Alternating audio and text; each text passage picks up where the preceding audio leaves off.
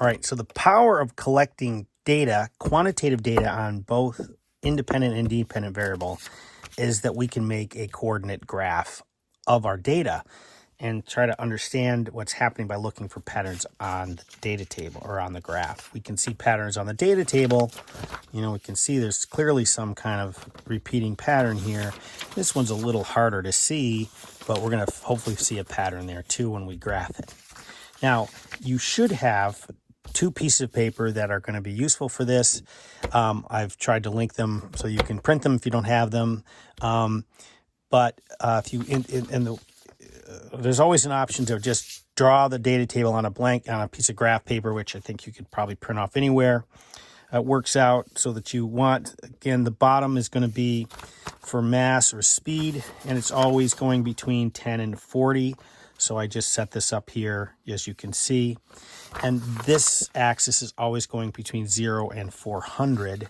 So that's what I did here. It works out so that every, on this big square quarter-inch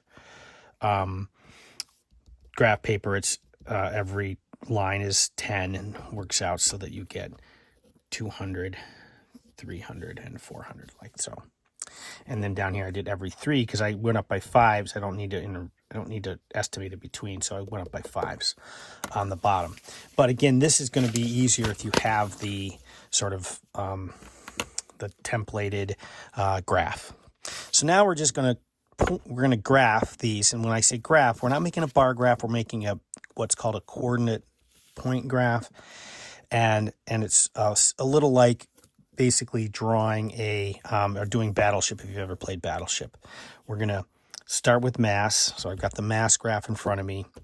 I'm going to go over the mass. You see mass of moving objects here. So I'm going to put that point on here first. I go over to 10. And I always use a pencil for this because it's really awful to make mistakes in pen that you can't erase, because it's really easy to make mistakes on these. So don't really do this in pencil or pen if you can help it, because it becomes a mess if you make mistakes, which I always do.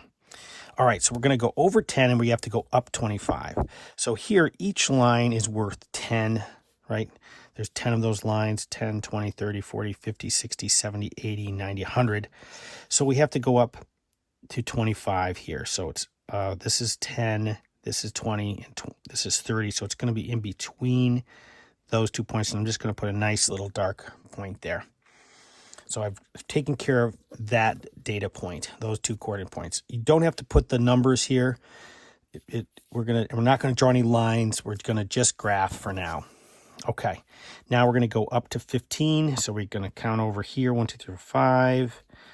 And we sort of, okay, now I got to go up to 37.5, 10, 20, 30, 40.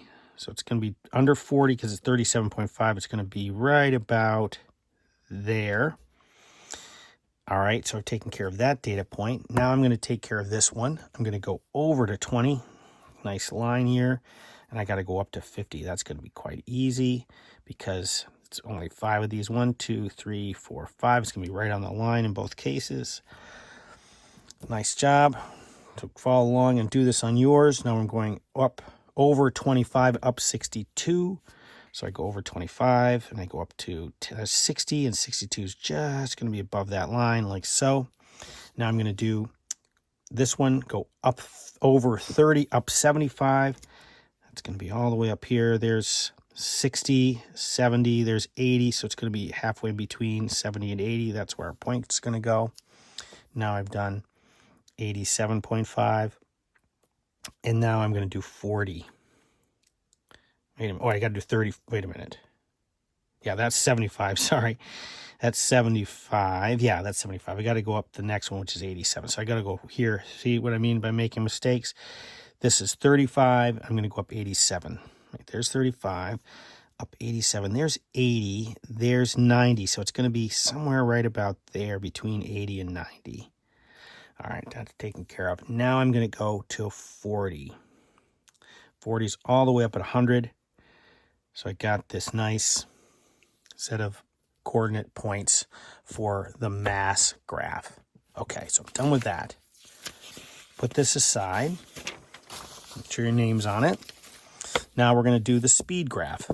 same idea. We're going to plot coordinate points on this graph.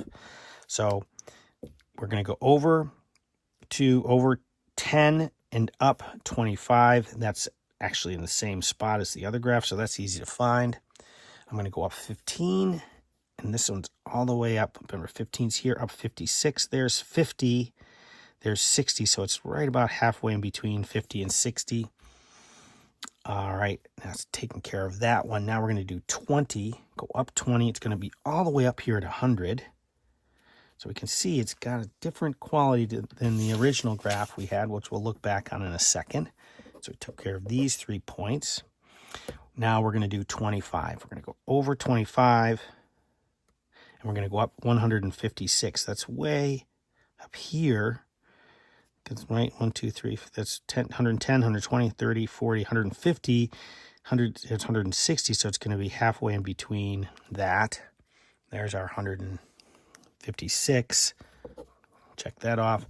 Now we're going to go over 30, up 30, or over 30, up to 225. That's way up here.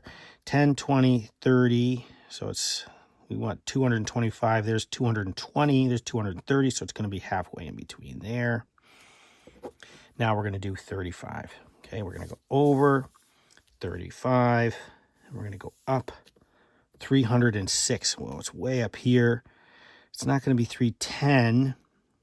It's hard when you're this far away to stay on this middle line. So 1, 2, 3, 4, 5. There's 35. So sometimes I'll draw a little line, help me track it all the way up here.